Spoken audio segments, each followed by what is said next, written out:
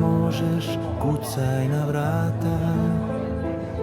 Sa vrata će se otvoriti prema tebi, sa otvorenom dušom, sa toplim srcem, u srcu Sarajeva. Da, u srcu Sarajeva. Galerija Isfahan će te dočekati.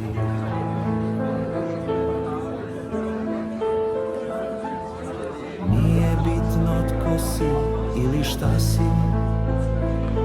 jer ovi ručno rađeni perzijski tepisi, bosanski čilimi i nomadski radovi prepoznaju zaljubljenu dušu.